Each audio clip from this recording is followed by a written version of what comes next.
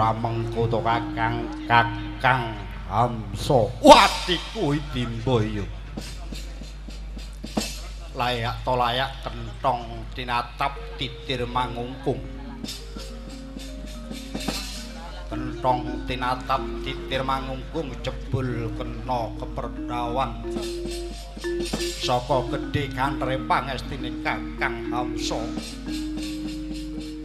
Temah jagat utara mendung anggen danu uleng-ulungan gembuleng campur jalodo. Boyo wigati apa enggal paparna Kakang? Adikku adikku. Abot ngemban dawuh Kakang Prabu Jarasandha ing Giribraja. Abot ngemban dawuh Kakang Prabu Jarasandha ing Giribraja, kang banget mikirake pokal. Kang banget mikirake pokal gawene para Pandhawa kang nedya nganakake sesaji Raja Saya. Sesaji Raja Saya. Apa kang dadekke mesgul atine Kakang Prabu Jarasandha? Sebab jroning sesaji bakal anobatake Prabu Puntadewa gelar Raja Diraja. Ratu sanduwuring ratu. Cara kaprahe King of King. Lah iki. King of King. Iki cara kaprahe. Kaprahe basa. Sapa jatine sik ngerti Puntadewa kuwi bakal ngguyu asemu mesem. Lho. Sabab apa? Puntadewa ratu jirih ingah-ingih wedi getih ora wani perang kok diangkat ratu-ratuning ratu. Kamangka anut penemuku kelawan penemune Kakang Prabu Jarasandha. Kang wenak diangkat ratu-ratu niku singa-singaning ratu kang iso mbawatke ratu saindenging jagat. Iso mbawatake ratu saindenging jagat. Kakang Jarasandha Rasarujuk bakal nganekke tetandingan ya iki kang aran sesaji Kalalodra. Sesaji Kalalodra ya apa Kakang? Sesaji Kalalodra Kakang Prabu Jarasandha bakal mikut ratu 100 negara cacahe. Ratu 100 cacahe wis genep 100. Bakal dikethoki gulune sirahe dikemplungke geni secaji konjuk mrenjang Sanghyang Bathara Kala. Ha iki. Bathara Kala ya Bathara Kala. Iki aku wis entuk 92 negara. Aku dhewe kang tinanggenah mikut lan ngunjara ratu-ratu mau. 100 kurang 90 100 entuk 92 negara kurang 8 negara.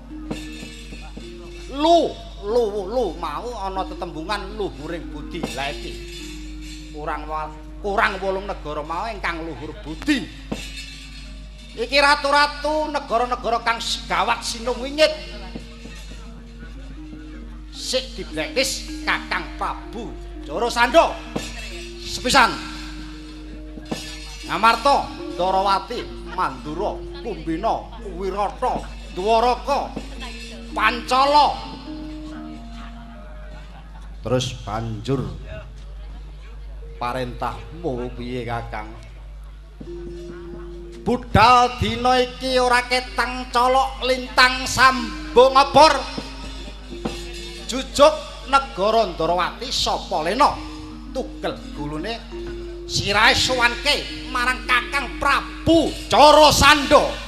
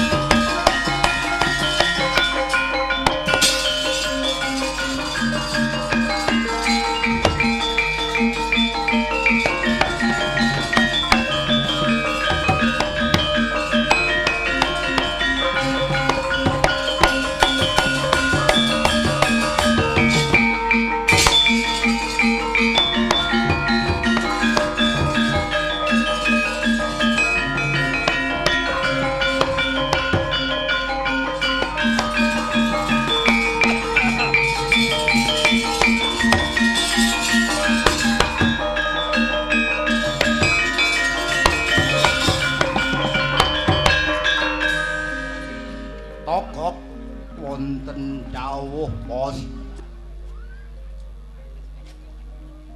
Lan kowe mbelung wonten dawuh Bos. Pestun timen lakonku nonton glagate Paman Hamsa lan Paman Hidimba pakareng gelar jajan ngrupak jajane mungsuh gelar jajane pribadi kamangka aku dhewe Jayatsena putrane Rama Prabu Jarasandha ora sarujuk apa kang dadi lekase Rama Prabu lha inggih kersane kados pundi ing kamangka negara Republik Ngamarta wektu iki wis nganut 4 pilar kebangsaan. Lah kok kaya mengkene lakone kok. Oh, ngaten. Menawi mekaten kula nyuwun wedal sekedhap badhe jagongan kalian bilung. Ya wis kono tak lilani to, Gok. Lung, apa Kang? Iki Ndara Jayatsena matur negara Republik Ngamarta wis nganut 4 pilar kebangsaan. Kowe ngerti ora, Lung? Walah kecil no, Kang. 4 pilar kebangsaan kuwi wis nadadaku, Kang. Alah tenane. Mbok dibelah to, Kang, aku wis belah kak merah putih. Asli. Oh, ayo nek ngerti apa? Sepisan Pancasila. Kaping pindho. Undang-Undang Dasar 45 kaping 3 Bhinneka Tunggal Ika Kang kaping 4 NKRI walah adikku mbelung ya pinteri men ayo saiki babarno Pancasila apa Pancasila merupakan lambang dasar negara kita lambang lahir kapan Pancasila 1 Juni 1945 ayo apa aku wis apal Kang zaman pejuang dhisik nenek moyange awake dhewe Kang ngedeke negara iki bercita-cita masyarakat Indonesia rakyat Indonesia dijak mlebu swarga Kang alah lambe mulung lambeku apa buktine sepisan Pancasila merupakan sila pertama ketuhanan yang Maha Esa bukti nyata itu ora gelem tegese kok wong nang Indonesia ra diagama ora Kang oh ngono Lung bukti loro apa rung KTP SIM kuwi enek agamane apa lho Kang oh ngono iya ayo saiki nomor loro babarno Lung Undang-Undang Dasar 45 adalah sumber dari segala sumber hukum yang berlaku di negara kita. Oh, awake dhewe negara hukum ya, Lung. Kang. Engko aja dawa-dawa ya Kang wektune ndak entek. Iya, Lung. Jane iki nek babarke iki akeh lho, Lung. Iya ning wektu liyane ora kebagian, Kang. Ayo. Kang angka 3, babarno.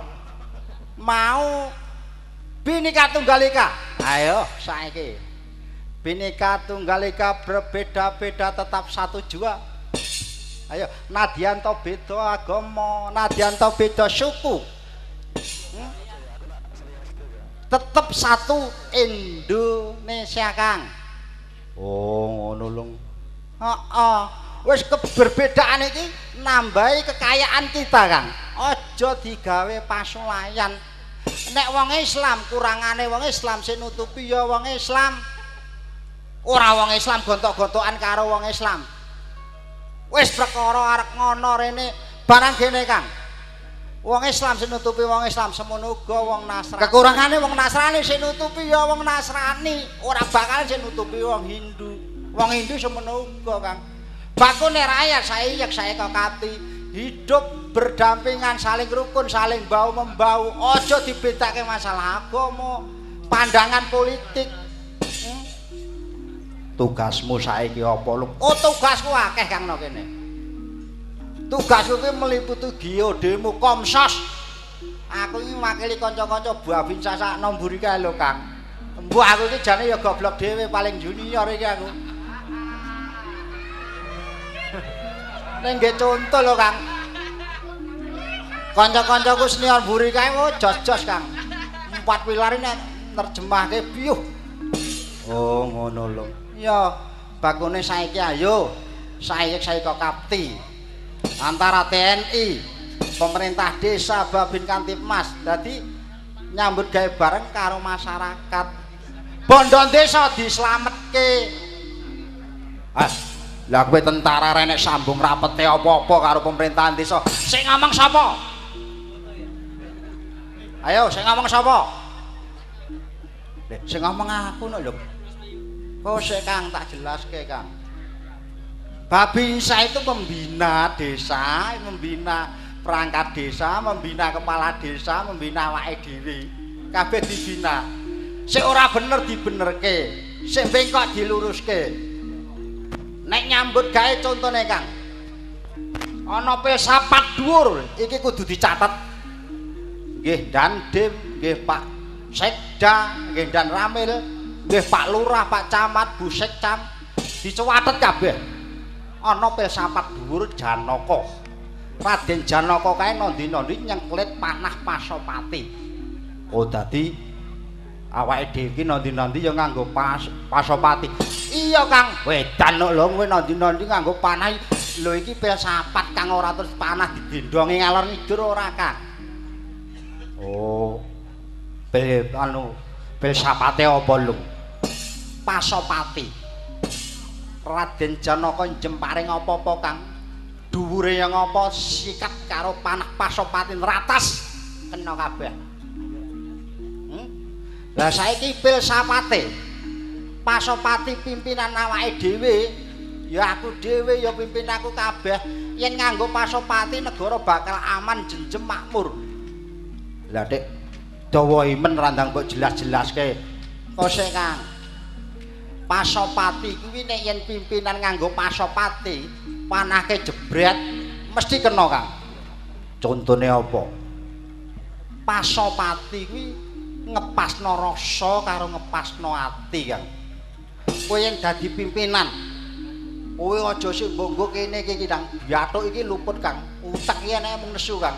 Ning nek kowe mikirmu nganggo iki nganggo ati sik mbok unggahke Kang Set, insyaallah ratas. Oh ngono lho.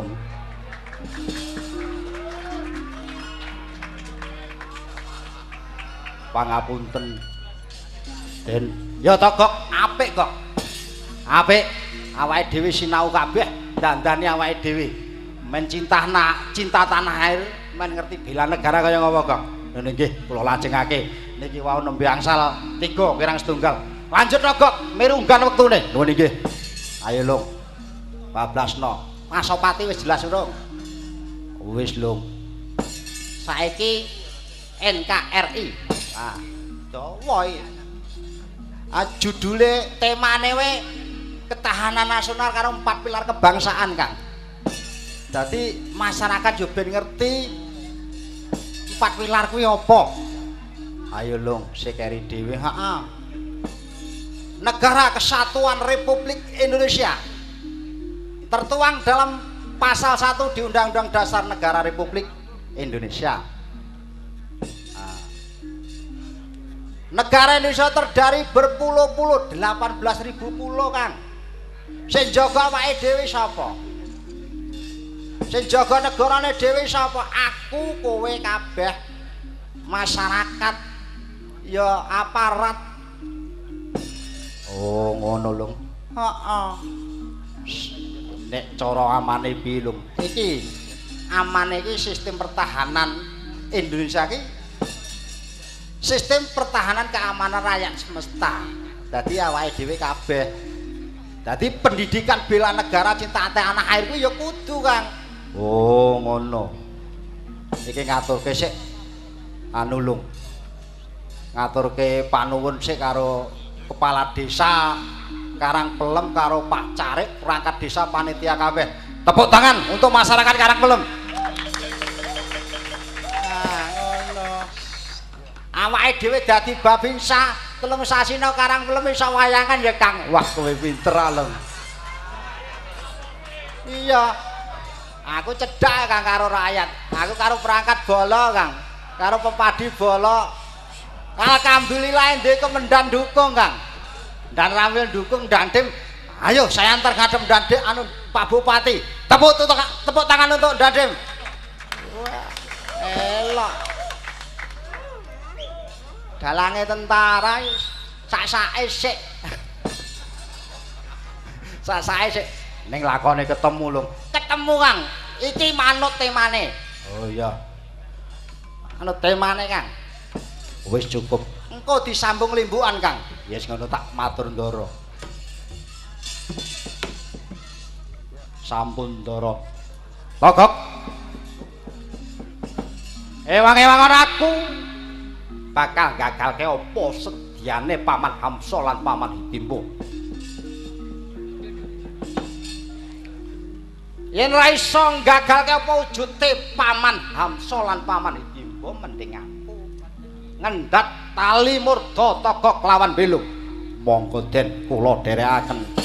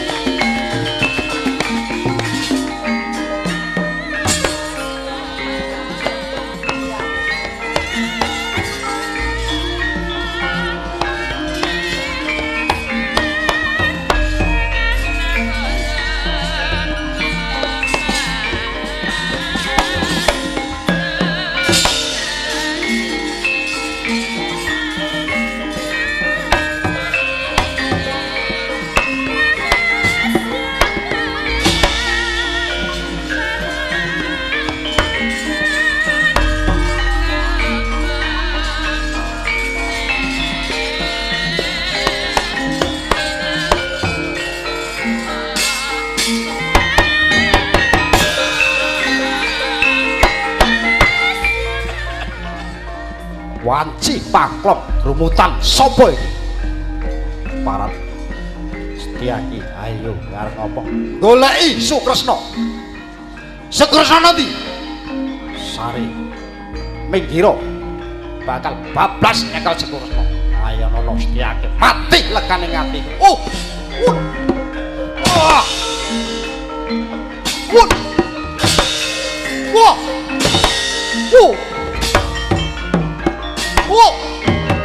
Wah!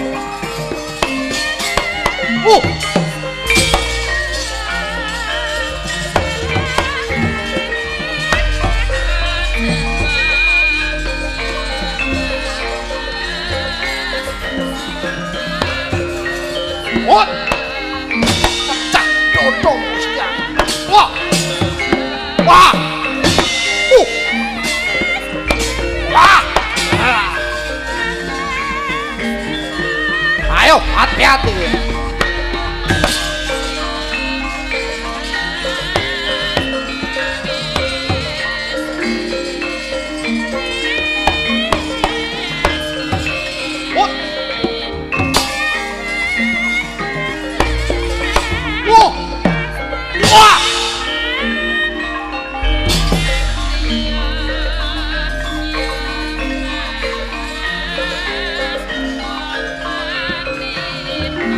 What?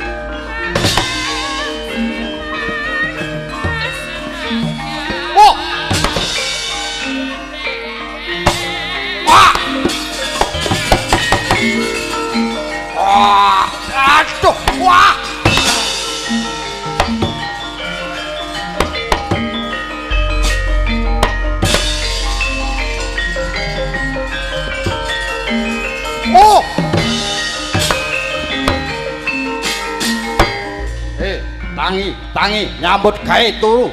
Ayo, tangi. Ha.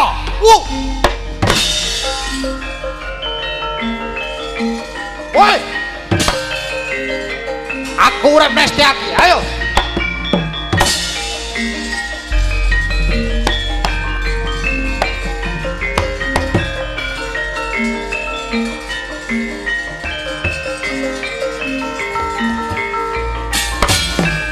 Ah. Ah. Wah. Ah. Ah. Wah. Wah. Wah. Wah.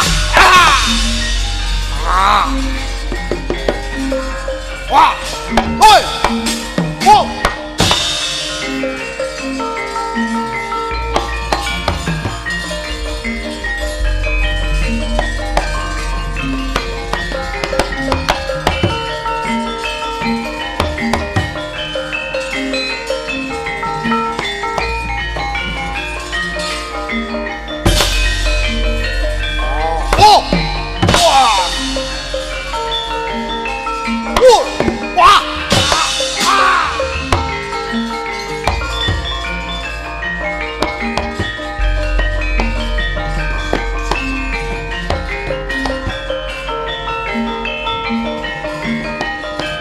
Hei, itimbo, dinglo itimbo.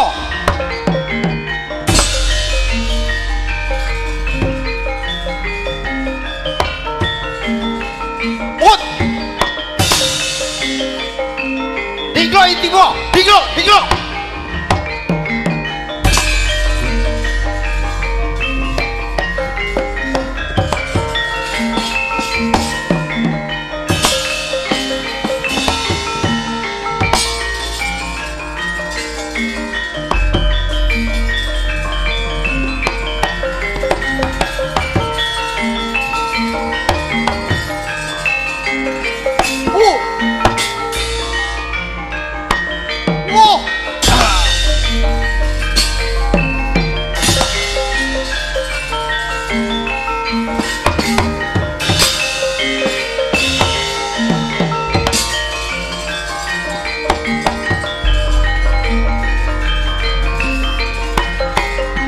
Oi, itimbo, dinglo itimbo.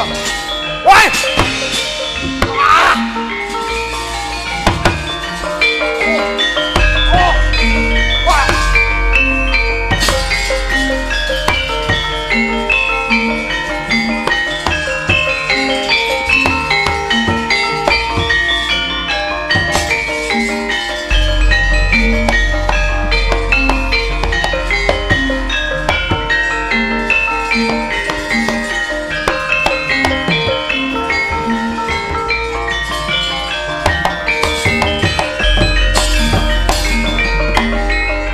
Togok lan kowe mbelung. Sejatine aku getun ana lelakon kaya mangkene.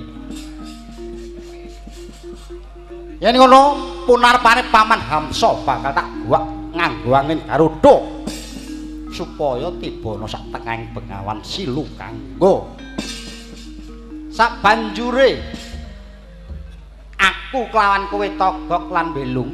Lho nggih, Bos. Ya, Bos. Padha alok-alok ana ratu mati dadi banyu ngestakaken dawuh Bos.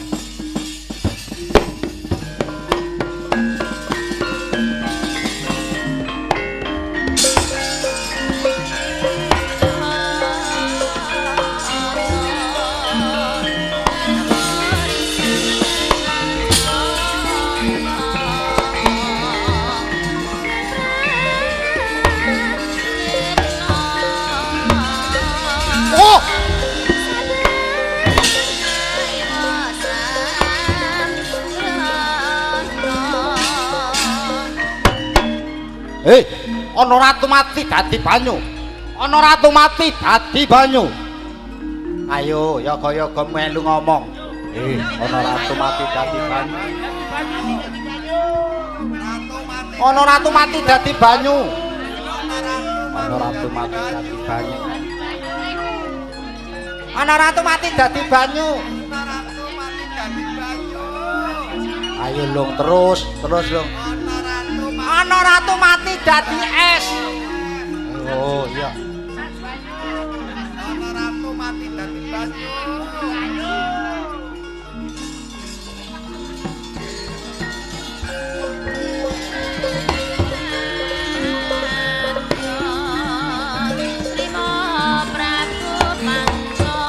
Oh!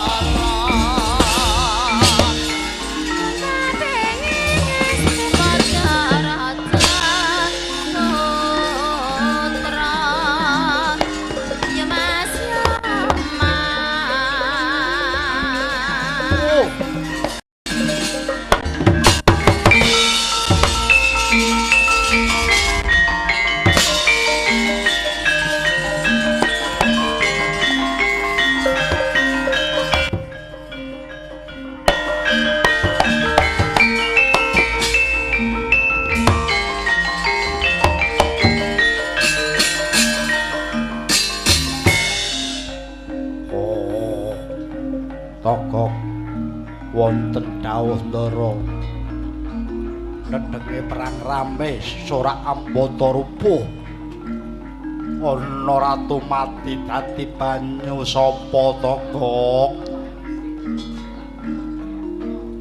kula ajeng matur ewet lho isin kena apa Togok kula nggih sedih jan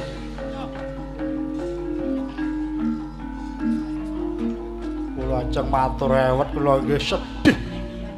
Togok ngaku ya Gok. Sinuwun. Ingkang seda menika Kakang Handika pribadi. Loh.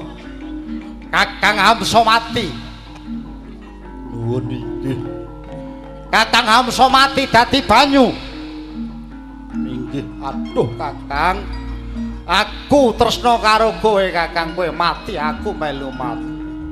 Aku melu mati dadi banyu Kakang. Nanti Kakang.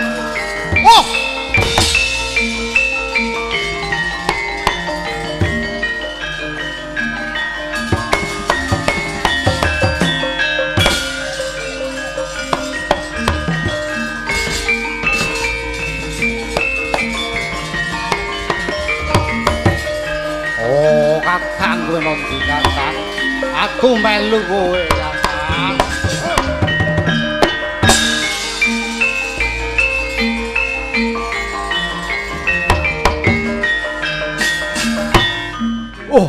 Apa wangun iki Bengawan Silukangka. Yen kowe nakono Kakang, aku nyawiji karo kowe Kakang. Kakang.